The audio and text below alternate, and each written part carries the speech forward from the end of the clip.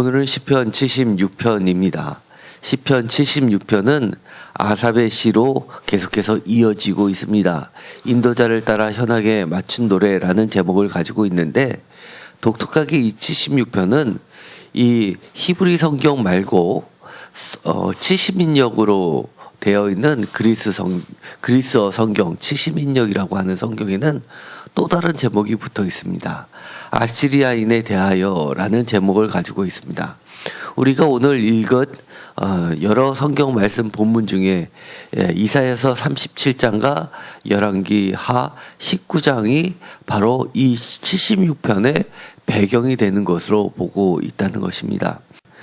이 70인역 성경을 기준으로 해서 이 76편은 이렇게 히스기야 왕 때 아시리아의 침입을 받아서 국가적 대위기를 맞았을 때 기적적으로 하나님이 구해주셨던 그 사건을 경험한 시라는 것이 많은 지지를 받고 있습니다. 저도 그것을 따르고 있는 입장입니다. 이것을 보면 우리가 이 시편 76편과 또 이사야서 37장에 나와 있는 단어들이 많은 부분에서 겹치게 됨을 볼 수 있습니다. 그래서 우리가 이 76편이 사실 이해하기 어려운 시임에도 불구하고 이 배경을 이사야서 37장이나 열왕기하 19장을 놓고 볼 때 이해할 수 있는 부분들이 훨씬 더 많아지게 됩니다. 특별히 이 76편은 구약의 학자들이 아직까지도 무슨 뜻인지 모른다고 그렇게 결론 내리고 있는 구절들이 상당히 나옵니다. 그만큼 이것은 오래된 시라는 것을 이야기하고, 그리고 그만큼 역사가 깊다는 것을 이야기합니다. 대표적으로 이 4절에 보면 이렇게 되어 있습니다. 주는 약탈한 산에서 영화로우시며 존귀하시도다 라는 이 구절은 도대체 약탈한 산에서 영화로우시며 존귀하시도가 무슨 뜻인지 이해할 수 없는 말이 되어버렸습니다. 그래서 이 표준세 번역에서는 이렇게 번역합니다. 주님의 영광 그 찬란함 사냥거리 풍부한 저 산들보다 더 큽니다 라고 번역합니다. 사냥거리 풍부한 저 산들보다 주님의 영광과 그 찬란함이 더 크다는 말이 도대체 무슨 말입니까? 많이 바꾸는 말도 무슨 말인지 모릅니다.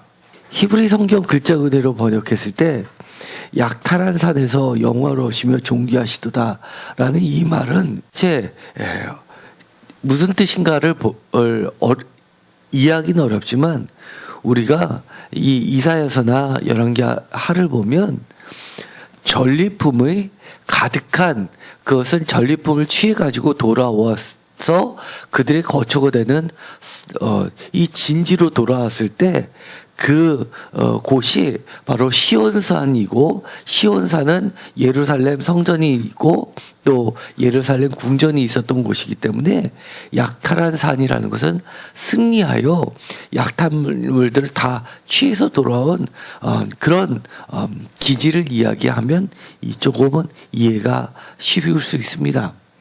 승리를 주신 하나님의 이름이 그만큼 이 약탈한 산, 즉 1절에 있는 것처럼 유다와 이스라엘에서 그 이름이 명성이 뛰어나다는 걸 이야기를 하고 있습니다.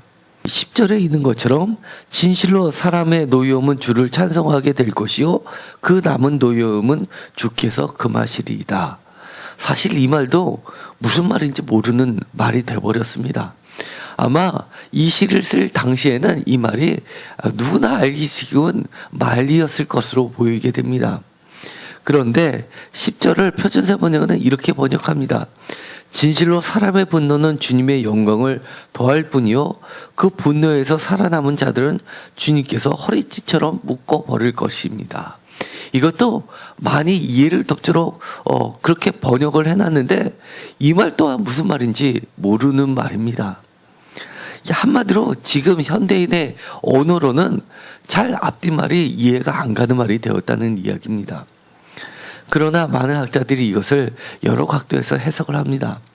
이것도 보면 진실로 사람의 노여움은 주를 찬송하게 될 것이요 그 남은 노여움은 주께서 금하시리라 라는 이 말을 쪼개서 보면 표준 세번역에서는 상반절을 진실로 사람의 분노는 주님의 영광을 더할 뿐이요 하반절 그 분노에서 살아남은 자들은 주님께서 허리띠처럼 묶어 버릴 것이다를 이 두 가지를 섞어서 번역해 보면 조금 이해를 할 수 있습니다. 한마디로 사람의 노여움은 하나님을 분노하게 만들어서 하나님이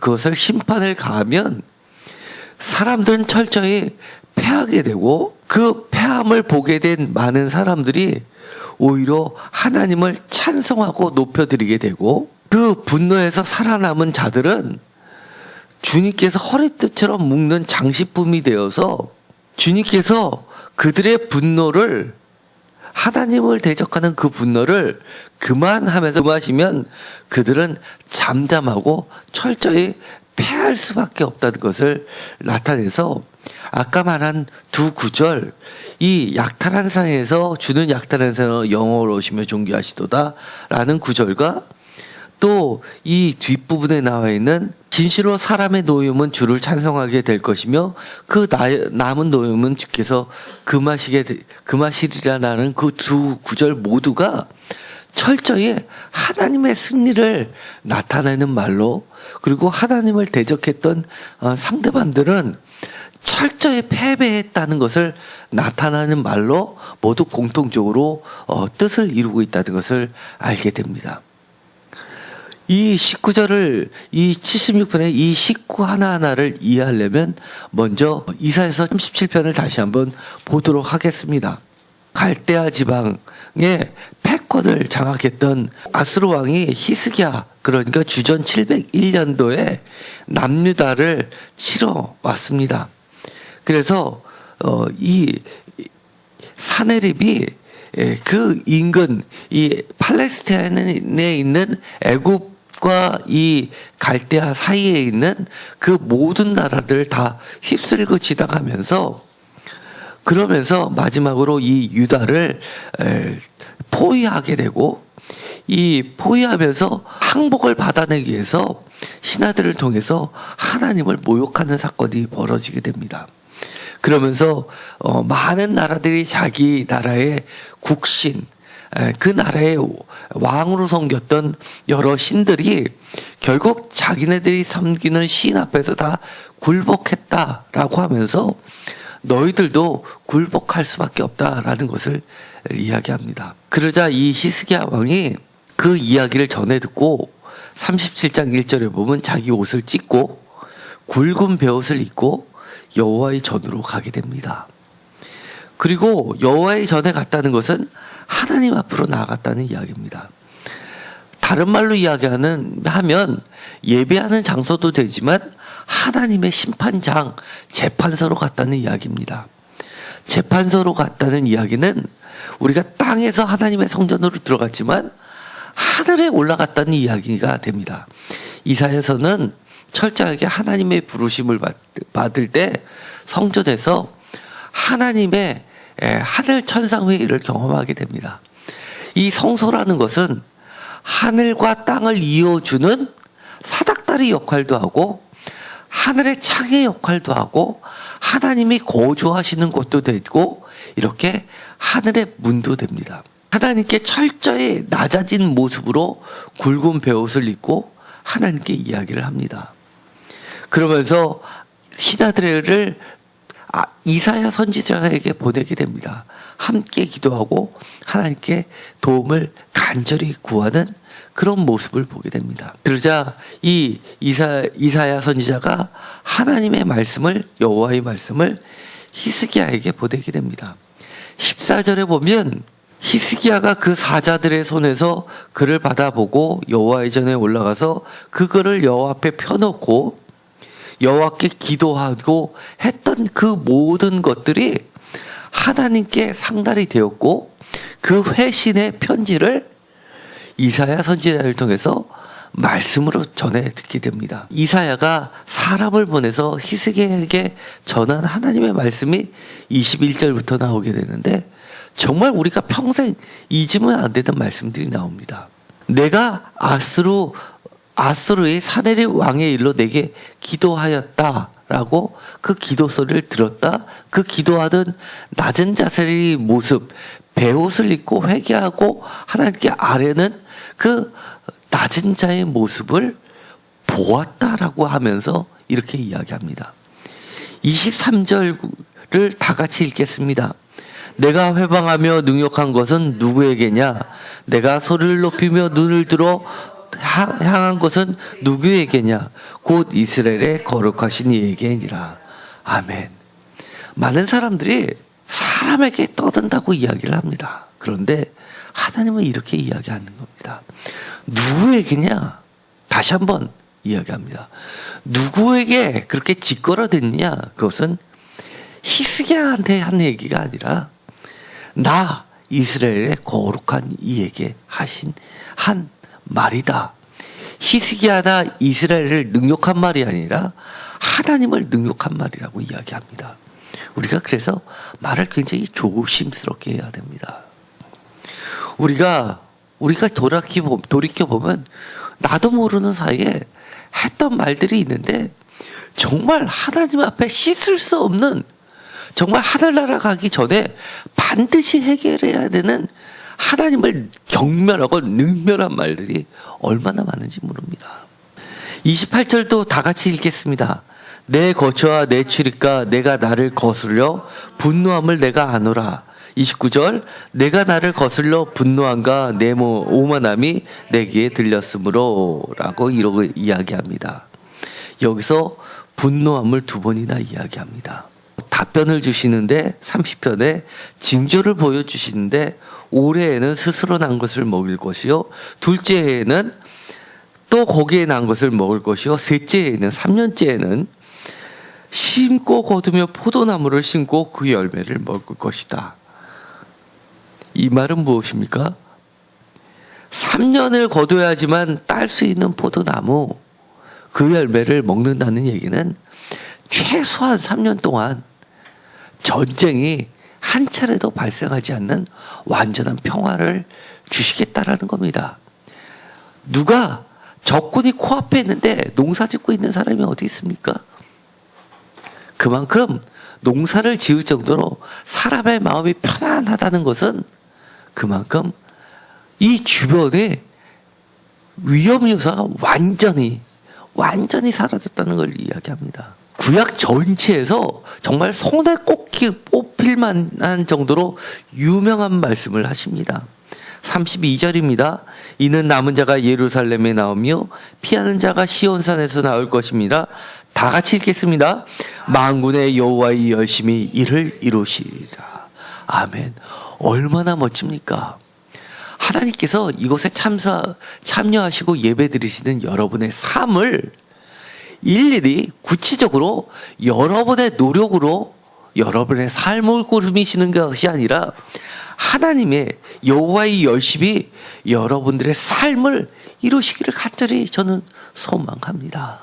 33절에 보면 아수르 왕에게 말씀하시는데 화살, 방패, 그 다음에 여러 가지 무기들을 이야기하면서 이런 것들이 이 성벽을 가까이 오르지도 못하면서 왔던 길로 돌아가자라고 이야기하십니다. 그러면서 하나님께서 36절에 이렇게 여호와의 열심의 징조를 보여주십니다. 다 같이 읽겠습니다. 여호와의 사자가 나가서 아수르 진중에 18만 5천이를 쳤으므로 아침에 일찍이 일어나 본즉 시체뿐이라. 아멘. 그들이 어떻게 무너졌느냐? 이스라엘 사람들에게 나가서 싸워라, 내가 너희와 함께하라 라고 하신 것도 아니고 그들이 자는 사이에 여호와의 사자가 나가서 그들을 하루 사이에 18만 5천인을 왜 죽었는지도 모르게 죽여버렸습니다. 여러 가지 성서 밖의 기록물들은 이것을 기록하고 있습니다. 여러 가지 비문이나 비석이 나와 있는데 추정컨대 어떤 전염병으로 추정을 하고 있을 뿐입니다. 왜냐하면 어떤 이유가 없기 때문입니다. 어떤 식중독이라든지 독에 탄 물이라든지 어떤 이유에서인지는 모르지만 실제로 많은 인원이셨고 갑자기 그들이 본국으로 돌아간 사건이 발생합니다. 그런데 이것이 다가 아니라는 겁니다. 이것이 하나님의 열심을 이루는 뭐라는 겁니까? 시작이라는 겁니다. 우리가 어떤 사건이 덮쳐서 우리의 두려움을 사는 일이 발생을 했다라고 할 때 그게 진짜 두려운 건 뭐냐면 이것이 다가 아니라 하나님의 징벌의 시작일 때가 무서운 겁니다. 하나님께서 노하실 때는 재빨리 두 손 들고 항복해야 되는 겁니다. 그런데 그 다음에 구절이 나옵니다. 37절부터 마지막 절까지 읽겠습니다. 이에 아수르의 사네립 왕이 다시 떠나 돌아가서 니느웨에 거주하더니 자기 신 니스록의 신전에서 경배할 때 그의 아들 아드람멜렉과 사르셀이 그를 칼로 죽이고 아라랏 땅으로 도망하였으므로 그의 아들 에살핫돈이 이어 왕이 되니라. 아멘. 전 세계 기록물 중에 사네립이 죽고 그 다음에 아들 에살핫돈이 왕이 된 경우를 기록해 놓은 이 기록물이 전 세계 2개뿐이 안 된답니다. 지금 이곳 하나가 한 곳과 또 이 아수르의 기록물 딱 2곳이랍니다. 도대체 그 많은 아들 중에서 왜 에살핫돈이 왕이 됐는지 수수께끼라는 겁니다. 그러나 그만큼 성서는 정확하게 기록합니다. 그것도 어디에서 중요하면 그가 이처럼 하나님의 놀라운 일을 두 눈으로 목격했음에도 불구하고 자기 신 니스록의 신전에서 경배할 때 하나님은 그를 치십니다. 오늘의 시편 76편으로 다시 돌아가 보겠습니다. 1절 지금부터 읽어보는 말씀을 들어보면 제가 굳이 설명을 안 해도 이제는 한 절 한 절이 여러분들이 다른 사람을 설명해 주실 수 있을 것 같습니다. 1절 하나님은 유대에서 알려지셨으며 그의 이름이 이스라엘에 알려지셨도다. 아멘. 무슨 말씀인지 아시겠죠? 표준세 번역에는 이렇게 번역합니다. 유다에서 하나님을 모르는 사람이 누구냐? 그 명성 이스라엘에서 드높다. 그럴 수밖에 없겠지요? 유다에 알려지죠. 한마디로 유명해지셨다는 겁니다. 크게 되셨다는 겁니다. 야, 역시 여호와 하나님뿐이 없어. 2절 그의 장막은 살렘에 있으시며 그의 처소는 시온에 있도다. 장막과 처소라는 말은 성소라는 말로도 바꿔서 읽을 수 있는 이야기입니다. 주님의 장막, 주님의 처소, 주님의 성전, 주님의 성소.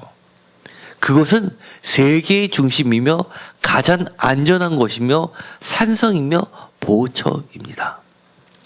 예루살렘의 옛 이름을 살렘이라고 흔히들 부릅니다. 또는 시적인 표현을 쓸 때는 예루살렘보다도 살렘이라는 표현을 씁니다. 사실 예루살렘이라는 말은 이루살렘에서 이루는 성이라는 뜻입니다. 살렘은 평화입니다. 평화의 도시, 평화의 성이라는 뜻입니다.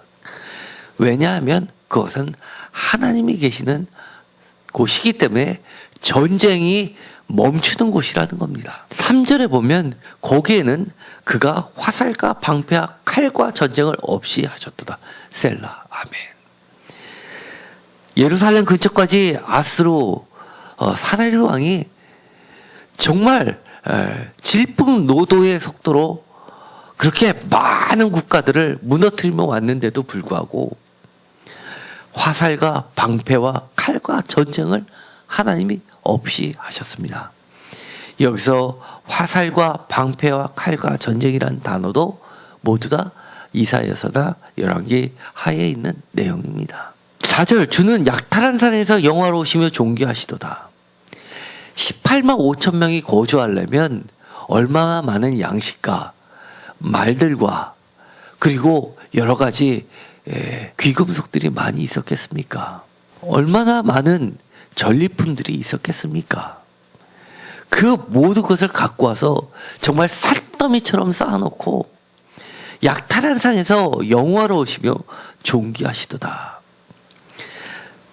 표준세번역처럼 주님의 영광, 그 찬란한 사냥거리 풍부함, 저 산들보다 더 큽니다.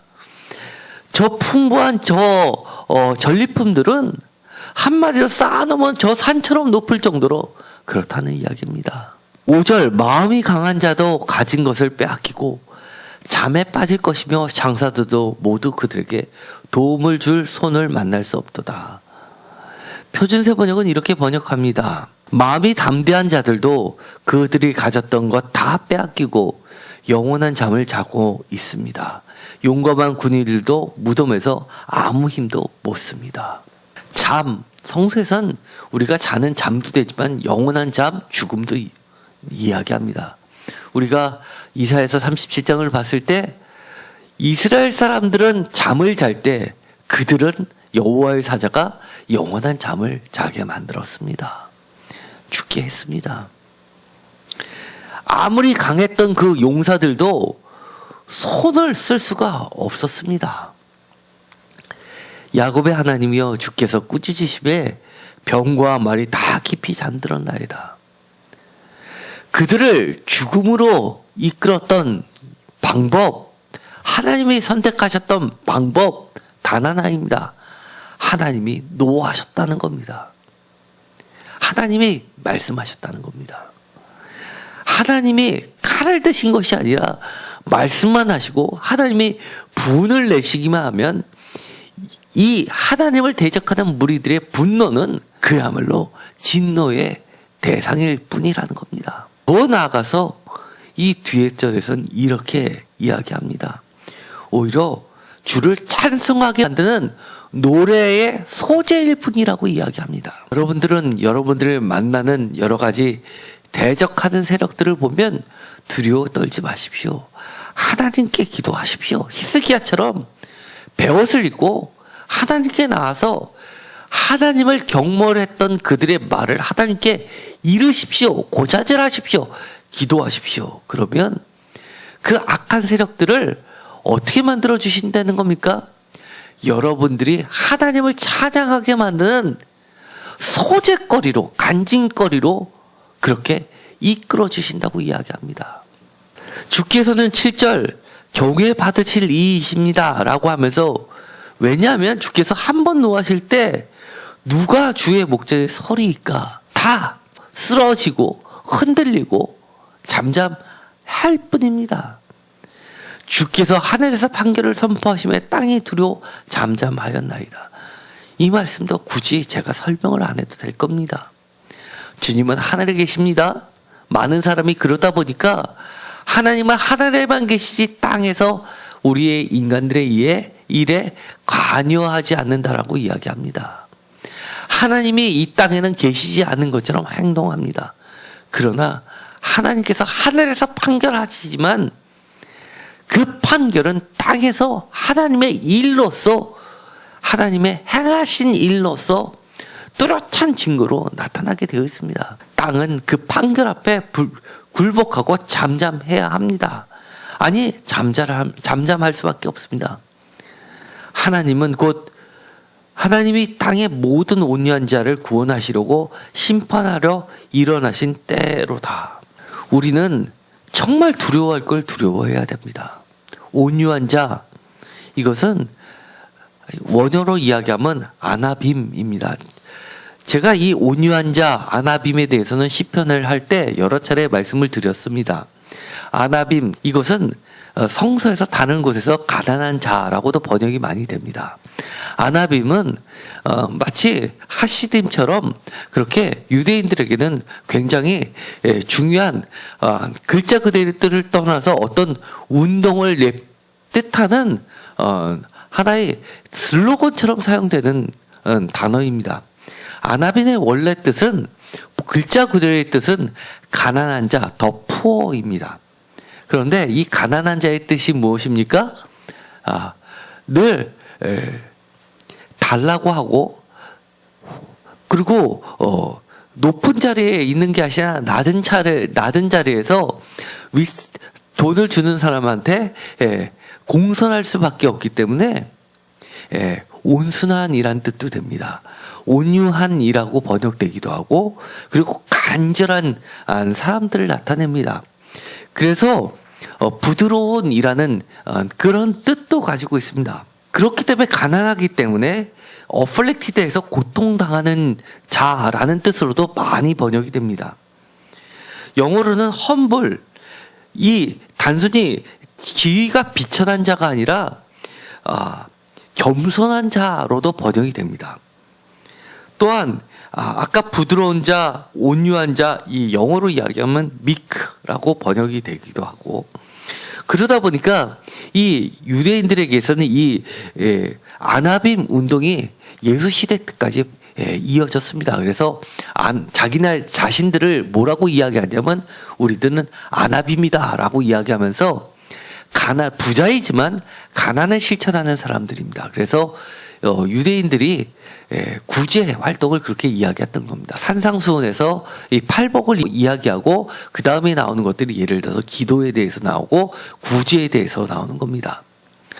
그렇기 때문에 예수 시대도 이 아나빔이라는 운동을 하는 사람들, 스스로를 아나빔이라고 칭하는 사람들은 유대인의 덕목 중에 굉장히 으뜸으로 치는 것이었습니다.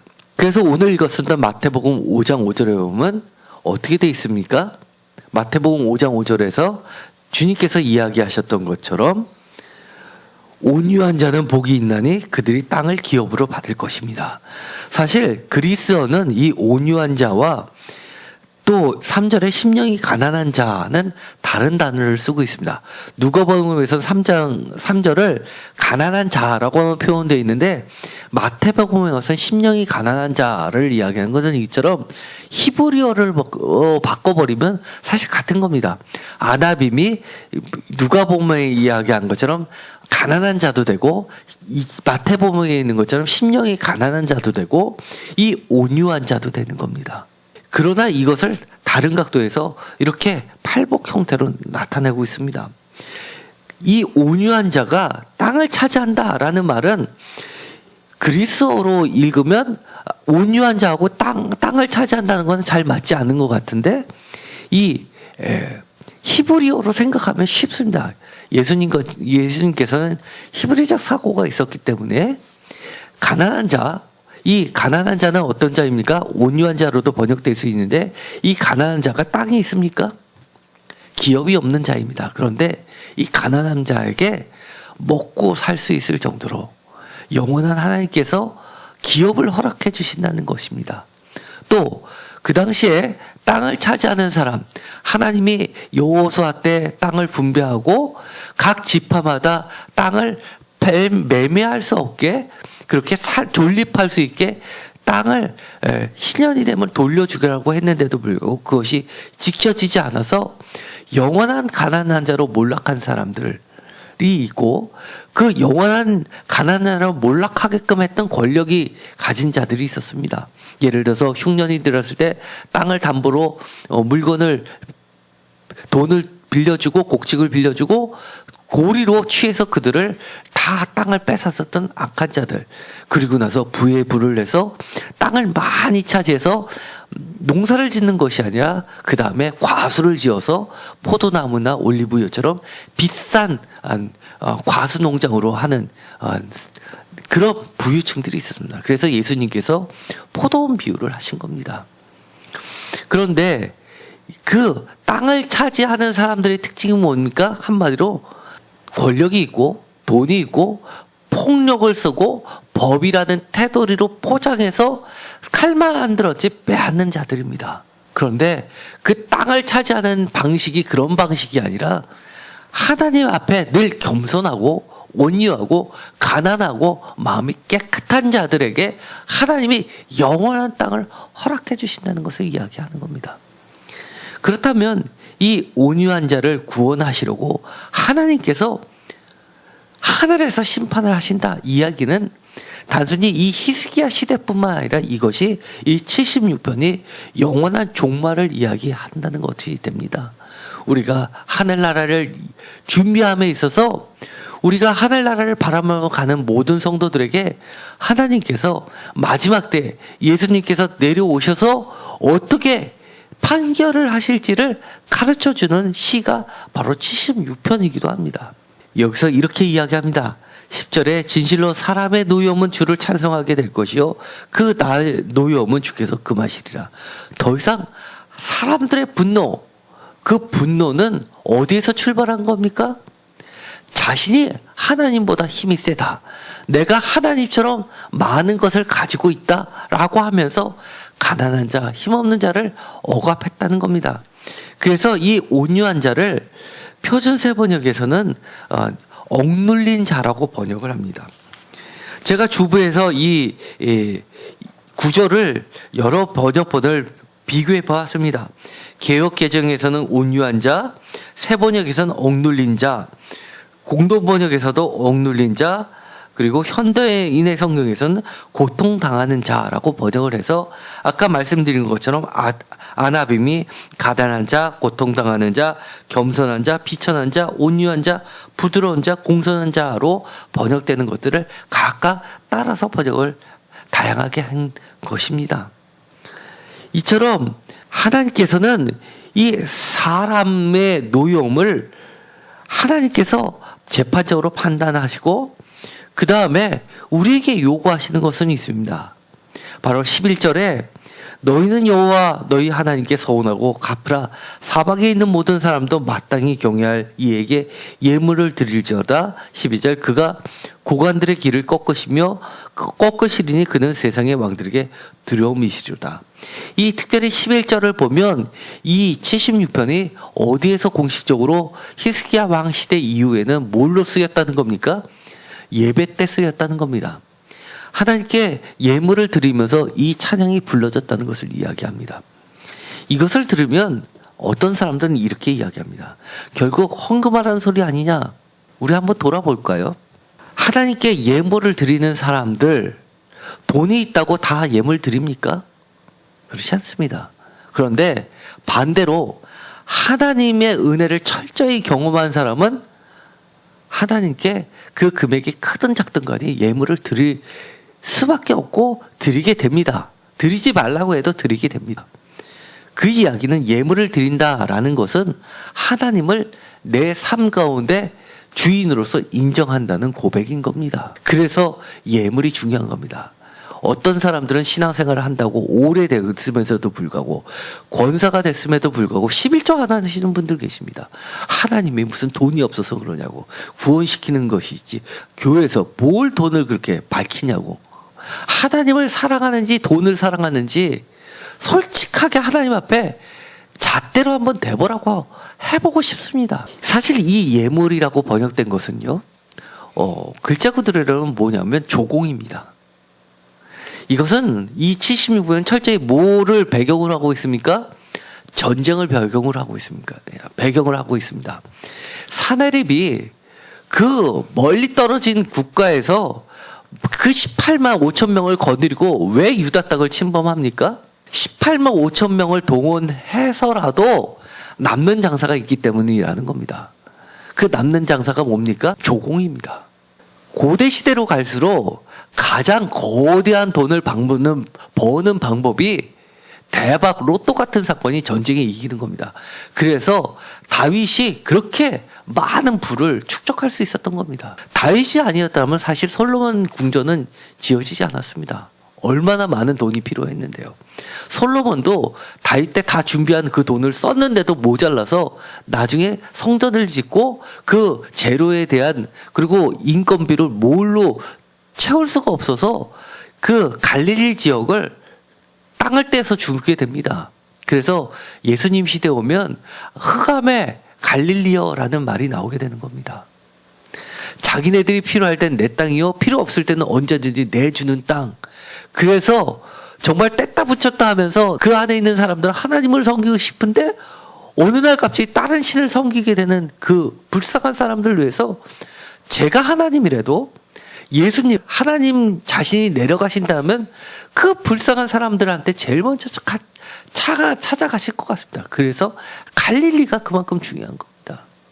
그렇기 때문에 이 예물이라는 것은 우리가 하나님께 감사해서 정말 사탄의 지배에서 하나님께서 우리를 해방시켜 주시고 우리의 주인은 저들이 아니라 하나님이고 하나님이 왕이시라는 그 의미도 갖고 있는 겁니다. 우리 인생 살 때 하나님을 경외하지 않아서 겪게 되는 일들, 겪고 나서 후회하고 그때 가서 하나님 앞에 예물 드리지 말고 하나님을 인정하십시오. 저는 돈의 문제 얘기하는 거 아닙니다. 철저히 하나님을 인정하십시오. 우리는 이 70년 흐름을 보면서 이것이 과거의 사건을 이야기한다고 생각한다면 우리가 아마 헛읽었습니다.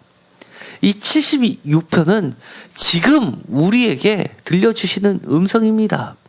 지금 내 삶 가운데 우리도 모르는 사이에 우리를 진치고 있는 악한 영들의 싸움 가운데 우리가 하나님을 바라보라는 겁니다. 때로는 우리가 힘에 버거운 일이 있을 때마다 무엇을 생각하라는 겁니까? 하늘의 판결을 기억하라는 겁니다. 저는 재판장이신 하나님이 너무 좋습니다.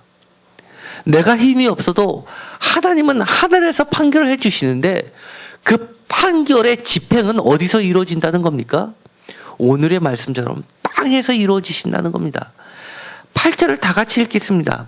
주께서 하늘에서 판결을 선포하심에 땅이 두려워 잠잠하였나니.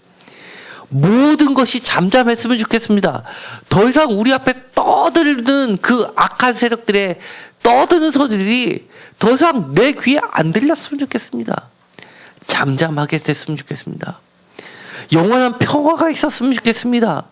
정말 가난한 자, 온유한 자가 되어서 하나님 앞에 간절히 매달렸더니만 하나님께서 우리에게 구원을 행해 주시고 우리에게 땅을 허락해 주시는 그 은혜를 오늘도 나는 기대하고 여러분도 그것을 느끼며 모든 어려움을 하나님께 올려드리는 찬송의 소재, 간증거리로 만들어드리는 것을 보게 되었으면 좋겠습니다.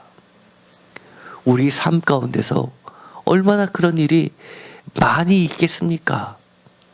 지금까지 그런 일을 겪으신 것이 없다면 오늘 76편을 기억하시면서 앞으로 내 인생이 펼쳐질 때 많은 어려움을 겪을 때 하나님 화살과 방패와 칼과 전쟁을 없이 해주십시오. 잠잠하게 해주시고 오직 하나님의 성전에서 약탈한 산에서 하나님은 영화로우시며 존귀하시다 내가 찬양 드리면서 하나님께 예물 드리게 하시고 저 고관들의 길을 꺾으시며 한마디로 숨을 꺾어 주시옵소서. 저는 날마다 하나님의 열심을 하나님의 행하심을 선포하겠습니다 라고 기도하시기 바랍니다. 하나님의 이름은 유다뿐만이 아니라 이스라엘 전국에까지 유명해지셨습니다. 하나님의 이름은 이 종말에 땅끝까지 유명해지실 것입니다. 누구의 입을 통해서? 저와 여러분들의 입을 통해서, 저와 여러분의 삶을 통해서. 정말 세상의 기준 저는 그렇게 따라가고 싶지 않습니다. 세상의 규칙이 이렇다, 세상의 법이 이렇다 하더라도 저는 하나님의 규칙, 하나님의 언약, 하나님의 말씀을 믿고 하나님의 법을 따라가고 싶습니다. 우리들의 자녀들에게 하나님 말 잘 섬기면 너의 인생 하나님이 책임져 주신다. 걱정하지 말라라고 그렇게 가르쳐 주고 싶습니다. 정말 하나님은 세상의 노여움을 주를 찬송하게 하는 찬송거리, 소재거리로 뿐이 사용 안 하십니다. 그 가운데 하나님이 계시고 그 옆에 우리가 있기 때문입니다. 기도가 마치겠습니다. 하나님, 하나님의 이름을 늘 찬양하기를 원합니다. 우리 삶 속에 벌어지는 많은 전쟁을 하나님 그치게 하시고 쉬게 하시고 평화를 주십시오. 주의 성전에서 주님을 영원토록 찬양드리고 예물을 드리고 싶습니다. 우리를 침노하는 주님을 대적하는 그 악한 오만과 교만을 하나님 멸해 주시옵시고 하늘에서 들으시고 우리의 기도를 들으시고 우리의 낮은 자세를 하나님 보시고 판결하여 주시옵소서. 하나님의 열심이 이 땅에 펼쳐지게 하여 주셔서 우리의 삶을 통해서 주님을 증거하게 하여 주옵소서. 예수 그리스도의 이름으로 기도드렸습니다. 아멘.